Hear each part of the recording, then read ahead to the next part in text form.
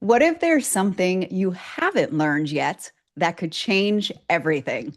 Welcome, everyone. I am Sherry Elise, a five-time published author and host of the award-winning talk show Good Morning Joy. And I am here in partnership with Brave Healer Publishing to introduce you to some of the amazing authors of one of their newest books, Journal of a Visionary: Strategies for Next Level Mindset and Manifestation. And before I introduce you to these fabulous visionaries that are here with me, and by the way, I am so excited to chat with them. If you can't already feel the energy, you will in just a moment. But I want to give thanks, gratitude, appreciation for our lead author, who is also the CEO of Brave Healer Publishing, Laura DeFranco.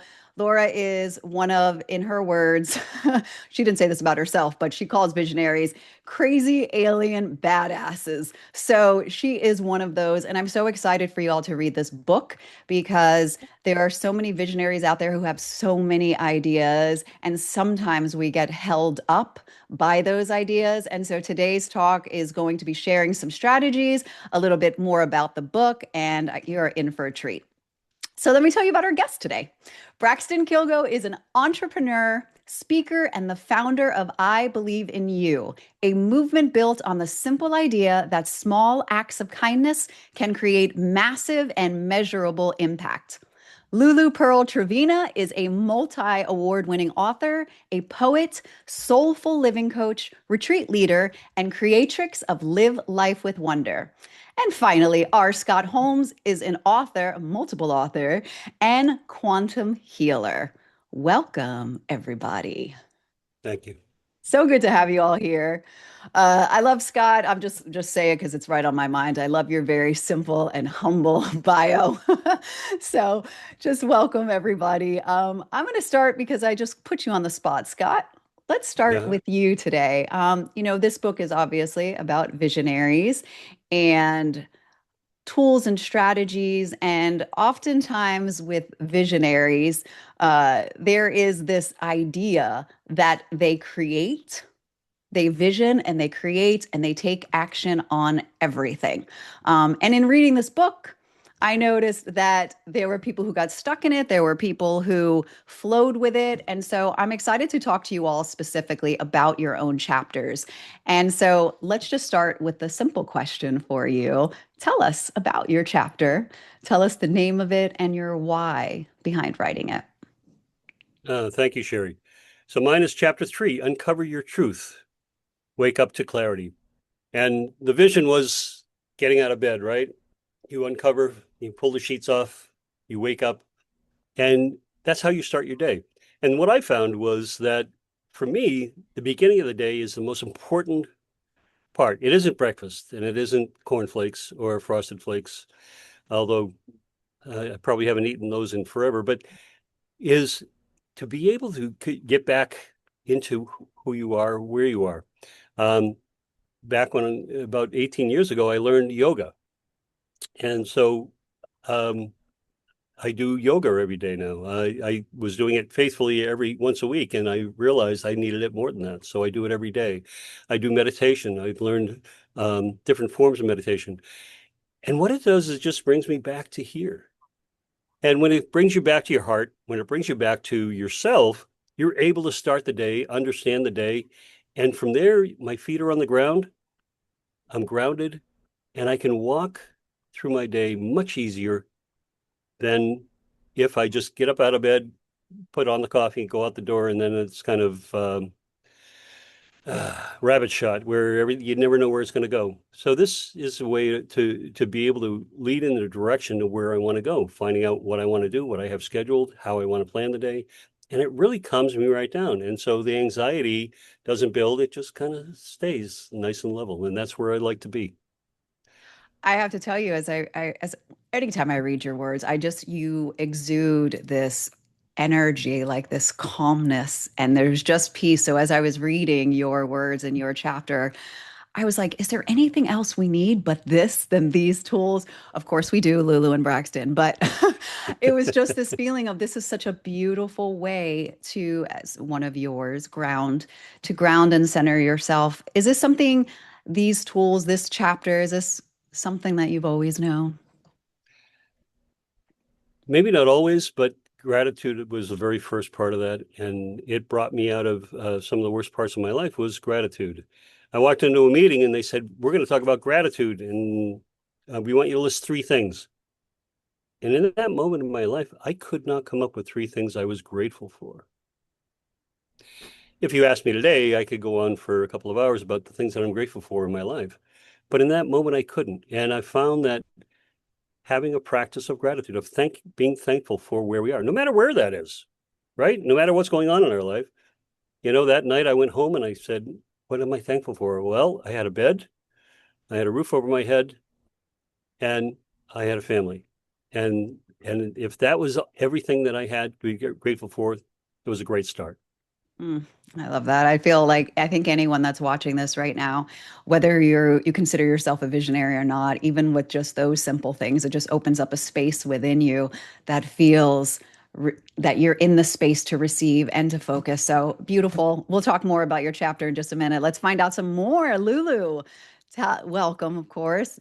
Share with us the name of your chapter, a little bit about it, and talk to us about why you said yes to this book.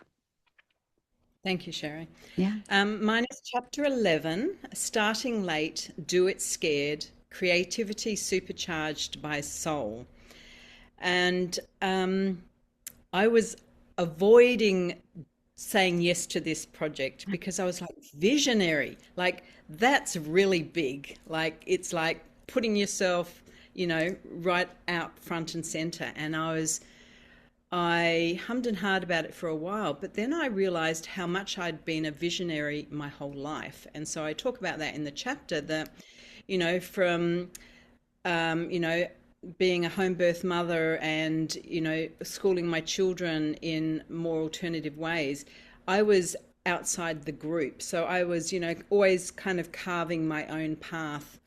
And particularly with this chapter talking about supercharged by soul and creativity, we're all very creative beings. We just do it in a different form. Some people are writers, some people are artists, some people are gardeners, some people are chefs. So all of these are creativity flowing through us, and our soul is nudging us forward all the time. It's working in our favor, I believe. And what gets in our way is too much of the internal chatter, the noise, the shoulds, the coulds, the why not, all of those. So specifically, the strategy I chose may surprise you because it's quite a personalized one-on-one talking to these parts of yourself, which get us in get in our way and trip us up a lot. So starting late, doing it scared. Like I wasn't an entrepreneurial person. I was very happy being an at-home mother, kind of earth mother. I got that kind of terminology, put it on me quite often. And maybe today we call it granola. I don't know. Um, I love that. um, but so I was very happy in what I was doing. And I also knew there was some prompting coming through me often, and that it's about stepping into that. And you'll hear in my chapter when you read that, when something thwarts us to move forward, it's often not, it's nothing to do with our soul, it's some external influence, and how that stopped me for a while and then I moved through that. So that's what I hope the reader gets from my chapter. It doesn't matter when you start, today is a good day. Today is a Mm. good day to start. Oof, I love that. I just got the goosebumps on that. Today is a good day, Lulu. And I have to tell you that as I read your chapter, I think it's going, and I don't use this word loosely, it's going to be inspiring for so many because the way that you opened it up and that moment with your ex and just having this passion for what you're doing and feeling like literally like running into, it felt like for me like a brick wall or like a slap in the face to face something like that and then to still find a way to move forward and to not listen. I think that's where so many visionaries do get tripped up, is that maybe they do listen to the outside world. Maybe, maybe they listen to the inside world, that, as you said, that is like giving us all the reasons not to. And what you did was show us what it looks like to be told, you aren't good enough and not so many words, or this isn't, and show up anyway and do it. And now you've published so much. You're an artist, you're just all of it. And I would just, this is my long way of saying I was so inspired by your chapter. And I know I started this with, I'm going to start with all these strategies, but I was like, this is really good. So I'm excited for people to read it. Thank you so much. Yeah. And I, the when someone is not reflecting back to you what you're hoping, it makes you look internally again at you and say, actually, is this what I need to do? And then when you get that impetus inside you and you say, actually, no matter what anyone else thinks, this is what I need to do. It doesn't have to agree with anyone. It just has to be right for me. And Right. usually when it's right for us and we're truly embodied in that, it's a gift to others. Yes, you are a gift. You're a gift. Let's meet Braxton. Braxton, welcome. First, congratulations on your first book with Brave Healer Publishing. Talk to us about your chapter, share with us the name and chapter number, and then talk to us about your why behind writing it. Yeah. So first off, thank you for having me here. So mine is chapter 4. It's called Find Your Lines. And also the subtitle is Find Your Lines and a New Lens for Life, Work, and Meaning. And to kind of give the why behind it, I think when I was growing up, for sure, and just different seasons of my life, and even just what's portrayed to us, everything is black and white. It's this side or that side. It's this way or this way. And the more that I kind of navigated these different seasons and scenarios, I didn't feel that that was the right lens to be looking out of. And, for example, in one of my first businesses, I was always preaching like impact over income until my Mm, ability to impact was directly affected by my income. And, it's like, should you be selfless? And I was always super selfless. And then I would get taken advantage of or burned out or different things. So there's times to be selfish. And so I just started like seeing these patterns of things in my life that I was kind of looking at as black and white and realizing that different seasons, different chapter, different people, just there's so many more variables, right? It's in the gray. And so I just started to kind of change the lens that I was looking at these situations from so that I could find that line that sometimes moves with the chapters, mhm. to be able to have some sense of certainty and just also just understanding that that's how it works. It's not one or the other. Yeah, and first as someone who often thinks in black and white, I felt very seen. I was like, yeah, you do that, and I've been told that more than once. It's like not everything's black and white. I'm like, it's not.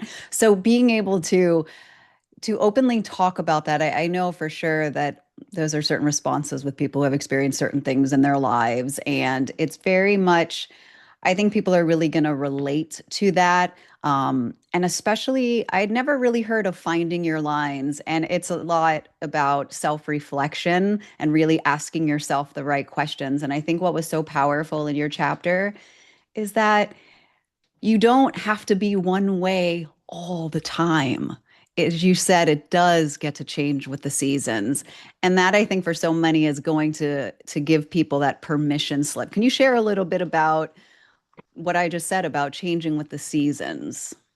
Yeah. So first off, that's an incredible perspective that you took from it. I think it's one of those things, it's human nature to crave certainty of Mhm. of things, right? And so I think it's not about not being certain of like if you choose this way, you're not going to ever know. But it's for me, I'm a pretty logical minded person and I always like to understand it. And so as I recognize this in so many scenarios of my life and burning out or like falling into that one side where I didn't want to, I started to realize it's like there's 100 variables around all of this, but that's where like the tactical, logical side of my brain was like, okay, well then I need to give myself some certainty by not just picking one or the other, but understanding in what moments or what rooms or what seasons or whether, financial, your character, all of these things is to somewhat have a little bit of a formula to decide this is a season where I need to focus and take care of me and my family or my move or whatever's going on. And that doesn't mean that I won't be completely different in 6 months because this is what my value ladders shows, so there's a little bit of a formula to it so that you can actually have certainty, because I know for a fact you can't when it's black and white. Right. You can't. I keep trying. Want to, but you know that it isn't. Yeah. Yeah. Uh, so let's talk about, one of the marks of a master, as I think a lot of people know, is a beginner's mind. And a lot of visionaries use their curiosity superpower on this visionary journey. Do you think there is, or for your own experience, what's another superpower that you think is used when you think about how you serve every day? Another superpower to how I serve every day and like show up every day. Is that what you mean? Yeah, in a visionary stand like that visionaries have, they often use curiosity. Is there another one that you would say you use? I think everybody's brain is a little different for sure, but for me, I'm really big on I'm constantly having ideas and visions about things, Hmm. whatever. And once I have something that excites me or that I know that I want to move towards making it real, a lot of times for me, I start with like the North Star. What does it look like? Who's involved? Is it money? Is it like, why do I want it? What does it look like? What would it, if I was there today, how would I feel? What's going on? To a really extreme detail. So I do it. But then taking that and then reverse engineering. It's like, if that was where I was, breaking it all the way back down to what could I do today? And so for me, I think the curiosity is the vision, right? Hmm. But then being able to have the diligence, same with the find your lines in a moment when a decision is presented, instead of picking one side or the other, understanding the variables. And so I think for me, it's when you have that vision, being able to kind of take it as a North Star. Not, when I ran my agency in different companies, people would show up to the call needing help and they're like, I need a website and I need to run ads. But I would stop them and say, I have the magic service wand. I don't want to talk about that. Let's assume that's true. What's the goal? What is the North Star? Why are we doing it? What do you want to see?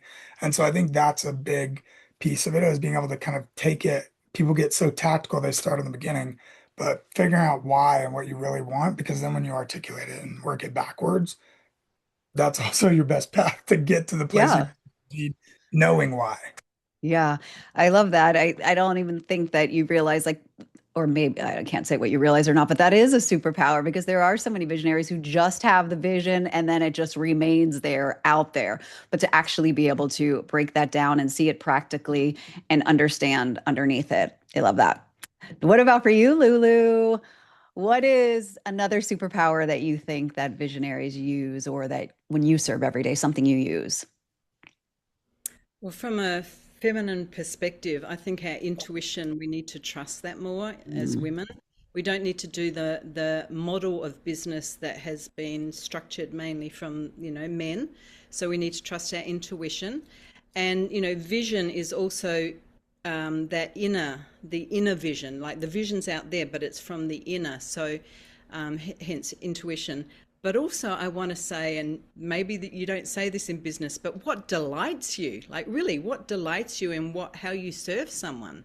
That's very important in the vision. Like, we're on the planet for a limited time. Yes, we're here to connect, to serve, to communicate, to share. But what brings you joy and delight, and especially from being in your book, Sherry, with joy, like, I don't think anyone wants to say, oh, I did that so hard and it was so hard and so hard. And that's, the only thing. We want to have that nourishment, that joy, that delight. So I think I ask myself that quite often, is this nourishing? Is this delightful? Is this joyous? And if it is for me, then it flows out like a ripple effect. Well, I personally love that answer. No bias here on that. Uh, yeah, I think even it's like that self check-in because how many of us are on a path where we continue to do things because it was a goal that we set out, but then realize partway through it or like, I'm not even enjoying this. Like I find no delight, but because we've committed to something. So I think that check-in and that intuition and that, I mean, all of that is a superpower. So thank you. And that makes for a happy or joyous visionary. Yeah, and Yes. the word curiosity. the word curiosity is that we're actually on a learning path ourselves wherever we're going. Like, yes, there's the point A and the point B, but we are journeying towards that. So, knowing that there's something else that can be uncovered as we are journeying, towards that. So I just love curiosity. And, my business name is Live Life with Wonder. So, we need more wonder, more joy, more awe, all of those things in our life, I think. Yes, I agree. And you bring it. Thank you. Scott. Well, you both touch on what I look at, and I call it putting a pin in it. When I go to make a trip like Australia, and I put a pin in it, I put in the date, and what I find is that when you put a pin in something, it changes how you think about things. It changes your decisions you make. Now it might be 9 months out, but I know I'm going to be in Australia in August. So as I'm walking through it, I'm looking at things that I need to do. I'm looking and it changes things because I have that pin in the map because that's where I'm heading. And along the way, you never know what's going to happen, where it's going to take you, how it's going to take you, but putting a pin in it and touching on what you said, Lulu, about joy. Um, I think of joy and compassion, kind of in the same sphere. That if you're not enjoying what you're doing, stop. I hate my job. I hate my job. I hate my job. Why are you doing the job? Yeah. Okay, so you hear that from people, and I'm like, okay, well, if it only feels good when you stop banging your head against the wall, please stop banging your head against the wall. Stop it and take a step back and be able to see things a little bit differently. And I don't know about all of you, but in my life, taking that step back and seeing things from a different perspective or a wider perspective always allows me to see things just that little bit differently, or see things around the corner that I couldn't have seen if I was standing too close. I love that. As Braxton, it's a whole new lens, looking at your life through a new lens. Um, I all of you keep touching on, basically awareness and reflection. And, as I think about a visionary, and I've said this already quite a few times, constantly coming up with ideas and executing them for the most part. I'm curious, and this question came to me because I'm curious. Why or how do you decide, Scott, when you have a vision, how do you decide which one to execute? Because I feel like with a visionary, there's ideas coming all the time. Is there a specific thing? Because there's someone watching right now that might have a million open tabs, right? All these things they want to do. What is the one? How do you know to follow through on a specific one? For me, it's about that inner voice. I've been guided to travel around the world to different parts of the world by meditating in the morning and just listening and being able to hear that guidance. We all have guides. They take on many forms, and from ascended masters to um, go on and on about dragons or unicorns or whatever energy comes to you. But it's about what are you being led to do. I often believe we all have a soul contract that we write before we get here, and it gets a bit muddled as we grow older and everything gets added on.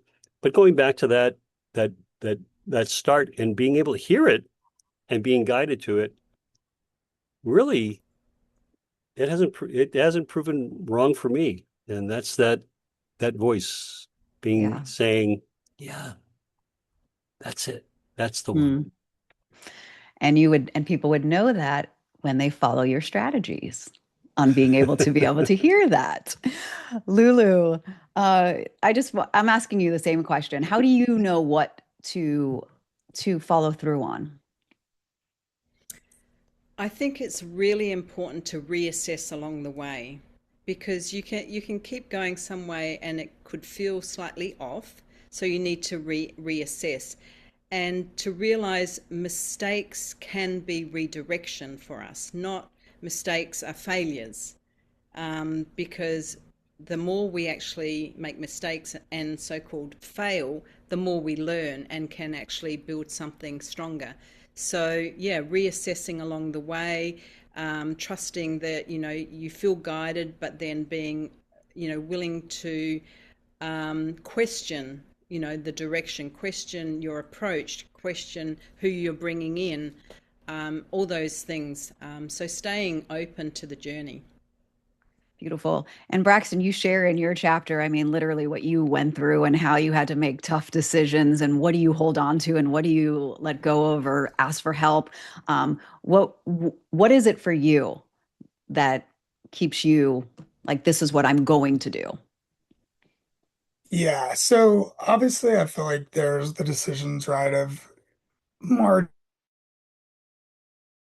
setting. There's filters to run through from the decision. But I think ultimately that's why it's really important to have that North Star.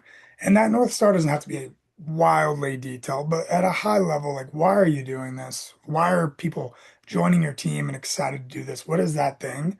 And one of the filters is, is this thing we're looking at driving towards this? If yes, okay, right? And we can filter into it. Um, but I think honestly, like what Lulu said as well, I would go back to of almost how she was talking about intuition, and Scott too, of like the soul contract. I think, at least for me, I know when I was really young, the things that I'm doing right now, I'm passionate about right now, I knew that then. I didn't know how it was going to be or why or what, but I've always felt this way. And for my example is from when I had the vision, which is the thing I'm spending my life building now. I've been offered jobs to work 10% of what I do now for 100% more and all of these shiny objects. And if it's the thing that every shiny object and dollar bill doesn't even make you side glance, then I think you're moving in the right direction. Mm, yes, for sure. Definitely. For someone that's watching and going to read this book, what is the most important thing that you want them to know about finding your lines? Great question. I think the biggest thing is kind of like what we talked about, because I think when you feel that you want certainty, but you don't have it, there's a confliction. And I think just letting them know that it's okay to like go with the flow and like follow it and just the simple understanding that it's not black and white and there's a lot of variables. I think just that alone gives you a bit more of that certainty because you're not in the perspective that was given to me at least, right? Of it's either work in a farm, factory, or the oil field, or and there's no other options, right? Like that was kind of what was presented to me. So I think it's really just understanding that you gotta have to flow with what flows and let what crashes crash and know that this is a dance, not Mm, straightforward. So I think just understanding that everything is not black and white and that you have the ability to kind of zoom out and just understanding the other variables to help you make your decisions and make the path forward that you can feel certainty to sprint towards and knowing that you kind of have these tools in your, tool belt to when you run into a decision or whatever it may be, that you have some things that give you some certainty and some tools to make that decision and feel good about it. thank you. Thank you for giving some of us a permission slip to not have to be certain about it all, but then still have that, backup of certainty there. Great chapter, and just welcome to the Brave Healer community for you. Scott, what is the most important thing you want people to know about waking up to clarity? That being clear doesn't mean you're perfect.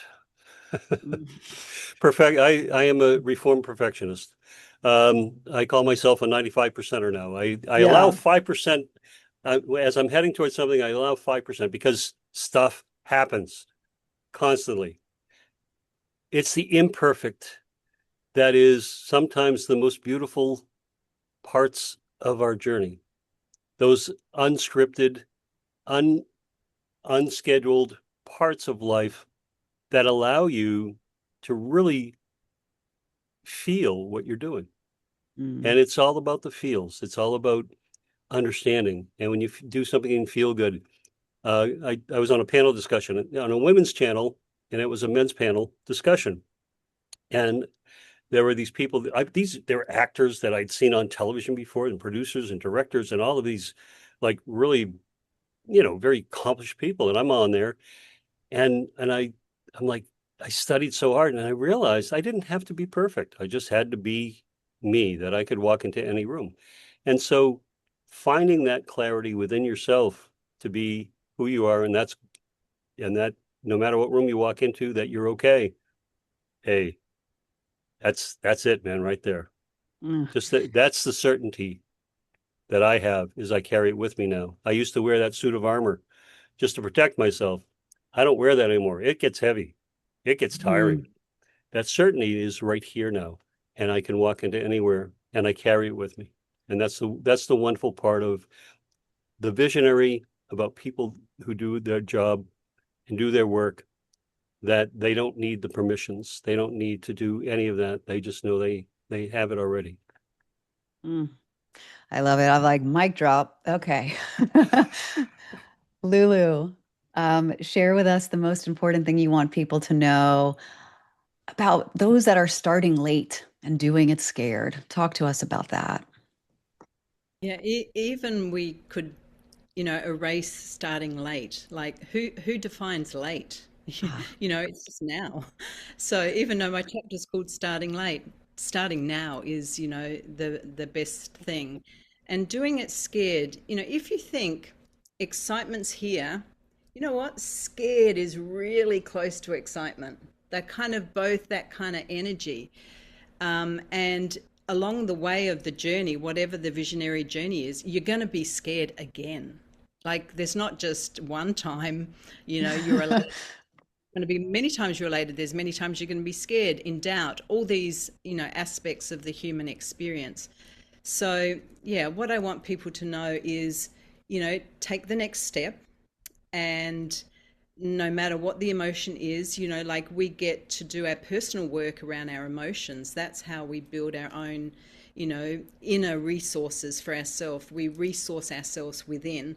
And so then we just take the next step and then the next one. So, yeah, do it scared, do it, however you do it, and be fully you. There's not another you in the world, and only you can do that vision how you see it. No one else can do your vision. You've got the assignment.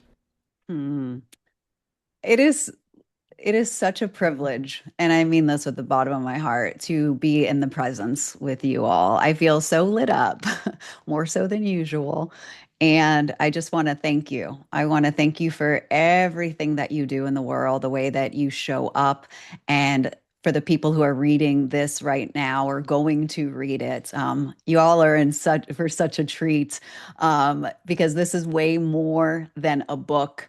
This is a generous community who is there for you to answer questions, to support you on your journey, to carry on conversations like this.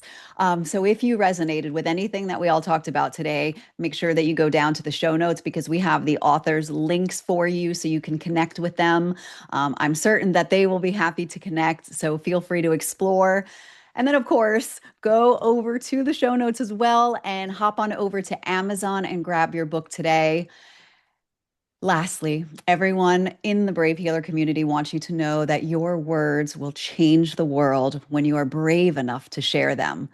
It's time to be brave. We will see you next time, everyone. Thank you three so much for being here and for all you do in the world. Thank you.